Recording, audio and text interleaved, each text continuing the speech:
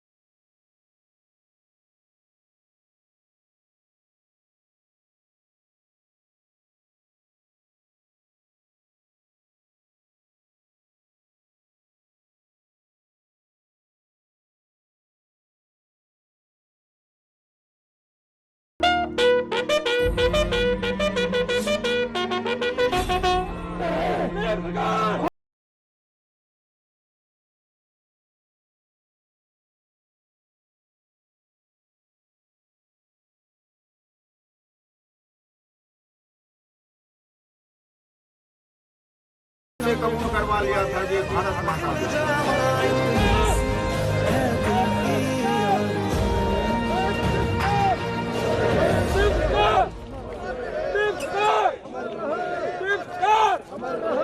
फिर से लौ ऊंची हुई है मशालों की, तिरंगे में लिपटकर बारात चली है मतवालों की।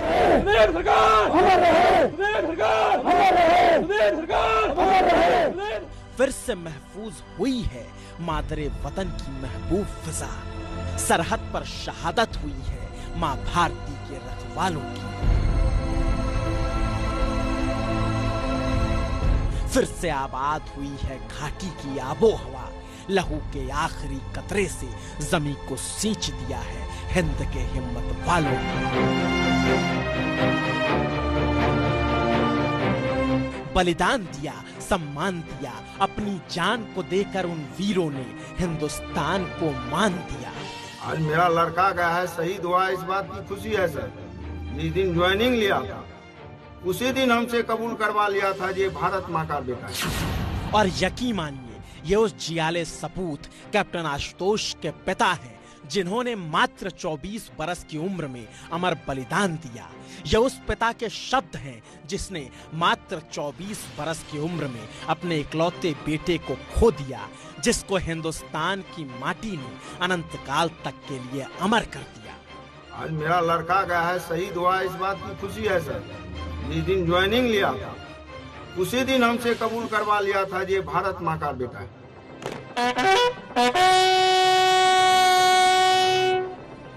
क्योंकि जाने से पहले कैप्टन आशुतोष ने हिमालय से ऊंचा अपना नाम कर दिया, घाटी के माछिल सेक्टर में होने वाली बहुत बड़ी घुसपैठ को नाकाम कर दिया।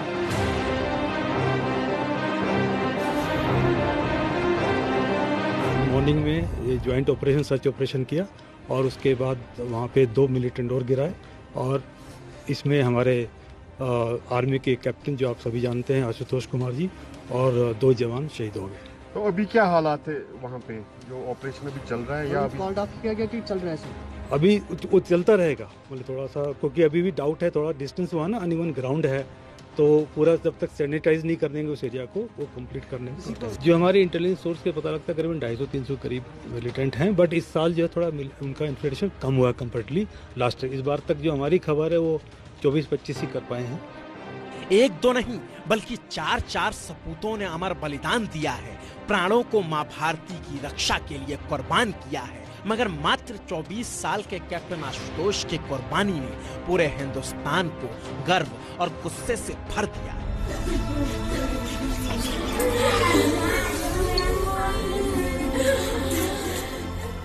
बिहार के मधेपुरा में मौजूद इस कच्चे सीमेंटेड चादर से बने घर का चिराग बड़ी कच्ची उम्र में बुझ गया। यहाँ कोई नेता नहीं रहता, कोई अभिनेता नहीं रहता, लेकिन आज यहाँ लोगों की भीड़ है। यहाँ मौजूद हर आंखों में नीर है, क्योंकि ये उस 24 साल के बेटे का घर है जिसने भरी जवानी में जिंदगी को भारत माता के नाम कर दिया। ये जो बार बार आतंकी हमला पाकिस्तान गोली फायरिंग कर रहा है, उसके ऊपर कार्रवाई क्यों नहीं कर रहे हैं? यात्रा बना रहे हैं क्यों? टेस्ट के लिए, चुनाव के लिए। अभी क्यों नहीं पुलवामा में हो रहा है, हम लोगों का बच्चा शहीद हो रहा है। अब प्रधानमंत्री रोज रोज देख रहे हैं, कैसे कह रहे थे कि 60 महीना में हम देश को, पाकिस्तान को देखने नहीं देंगे इंडिया का। दुख तो सर बहुत है इस बात। बोलते हैं कुछ, करते हैं कुछ। आज मेरा लड़का गया है, शहीद हुआ, इस बात की खुशी है सर। जिस दिन ज्वाइनिंग लिया था उसी दिन हमसे कबूल करवा लिया था ये भारत माँ का बेटा है। पिता को 24 साल के बेटे की शहादत पर नाज है तो सरकार से गुस्सा भी है, और गुस्से भरी जुबान पूछती यही है कि आखिर कब तक माओं की गोदें सूनी होती रहेंगी, आखिर कब तक घरों के चिराग बुझते रहेंगे। 2 साल पहले ही कैप्टन आशुतोष ने आर्मी ज्वाइन की थी, मधेपुरा में रहकर एनडीए की परीक्षा पास की थी और 24 साल की उम्र में मद्रास रेजिमेंट में तैनात थे। और उसी तैनाती के दौरान खबर मिली कि जम्मू कश्मीर के माछिल सेक्टर में कुछ पाकिस्तानी आतंकी घुसपैठ की कोशिश कर रहे हैं। रात के करीब 3 बजे आतंकियों ने इस पार आने की साजिश रची, लेकिन उनका सामना बीएसएफ की टीम से हो गया।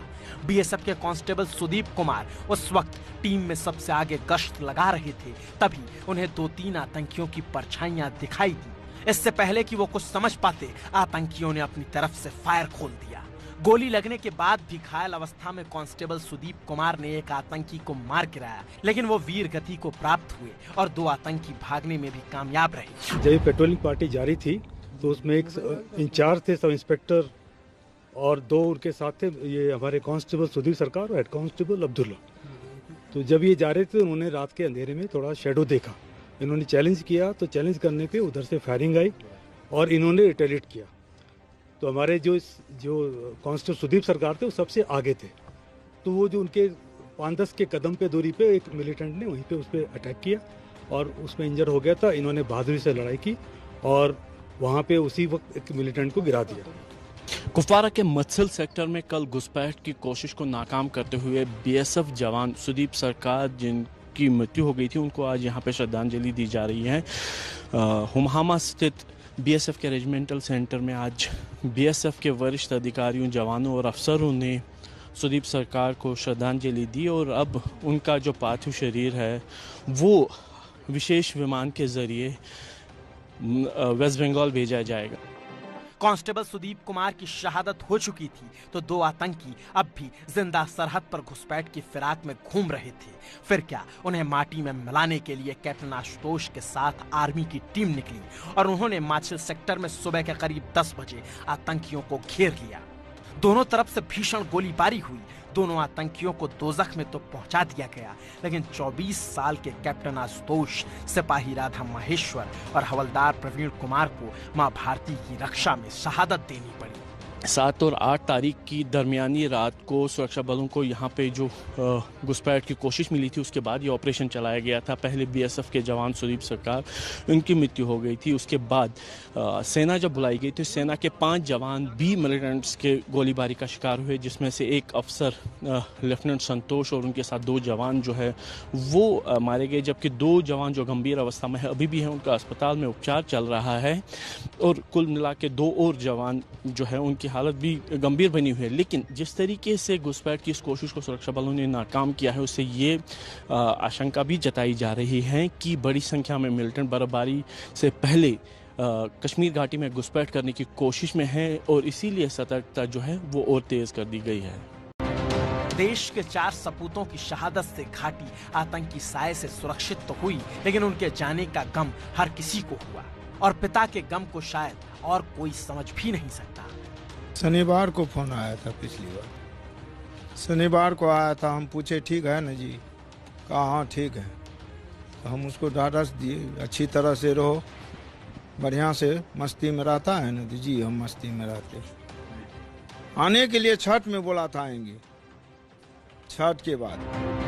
कैप्टन आशुतोष घर की इकलौती संतान थे तो आंध्र प्रदेश के चित्तौड़ के रहने वाले हवलदार प्रवीण कुमार भी मां बाप के इकलौते बेटे थे। 37 साल के शहीद प्रवीण कुमार अपने पीछे पत्नी, 8 साल की बेटी और 5 साल के बेटे को छोड़ गए। 18 साल पहले वो मद्रास रेजिमेंट में शामिल हुए थे और शहादत के वक्त स्पेशल टास्क फोर्स के कमांडो बन चुके थे। लेकिन इन शहादतों के साथ दुर्भाग्य की बात क्या है जानते हैं? दुर्भाग्य इस देश का ये कि जिस माटी को महफूज करने के लिए हिंदुस्तान के वीर सपूतों ने शहादत दी, उस घाटी में मौजूद एक जहरीली नेता की आंखों में शहादत के लिए आंसू नहीं बल्कि जुबान से जहर टपक रहा है। वो वीर शहीदों को सम्मान देने के बजाय घाटी के युवाओं को आतंकी बनने की प्रेरणा दे रही है। इतनी मिलिटेंसी बढ़ गई है इनके वक्त में। ये कहते थे मिलिटेंसी खत्म हो गई है। आज एक एक गांव से 10-10, 15-15 लड़के एक साथ चले जाते हैं, क्योंकि आपने जो एक आवाज थी, तमाम आवाजों को बंद कर दिया है। आपने लोगों के पास कोई रास्ता ही नहीं छोड़ा है, बीच का रास्ता ही नहीं छोड़ा है। लड़का सोचता है या तो मुझे जेल जाना है या बंदूक उठानी है, तो अच्छा है मैं बंदूक उठाऊं तो मैं मर जाऊं, वो ज्यादा बेहतर है जेल जाने से, क्योंकि बात नहीं करने देते आप किसी को। जब से महबूबा की रिहाई हुई है तब से घाटी में आतंक बढ़ गया है। कभी कहती हैं तिरंगे को हाथ नहीं लगाएंगे, कभी कहती हैं खून की नदियां बहाएंगे। और आज 4 सपूतों की शहादत के बाद महबूबा ने जिस तरह का बयान दिया वो पूरी कश्मीर घाटी को शर्मसार कर गया, क्योंकि ये तो आतंक के खात्मे के बजाय आतंक के विस्तार की बातें कर रही हैं। जम्मू के लोगों का दम घुट रहा है जिस तरह कश्मीर के लोगों का दम घुट रहा है। फटने को आए हैं। मैं सुनती रही हूँ पिछले 5 दिनों से। यहाँ के मुसलमानों की बात नहीं, मैं यहाँ के हिंदू की बात कर रही हूँ। जो कहता है मेरे पास परसों एक आ गया, एक डोगरा आ गया, उसने कहा मेरी 2 बेटियां हैं, छोटी छोटी हैं, इनका कल को क्या होगा? अगर इसी तरह से हमारी जमीन, हमारी नौकरियां सेल पे लगा दी जाएंगी तो हम कहाँ जाएंगे?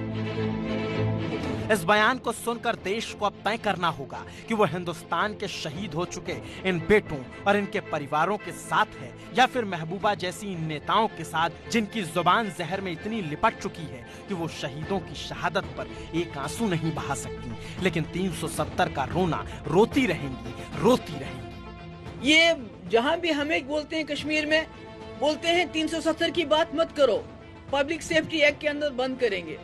जम्मू में कहते हैं 370 की बात मत करो। ये तो बड़ा इंटरनेशनल गल है।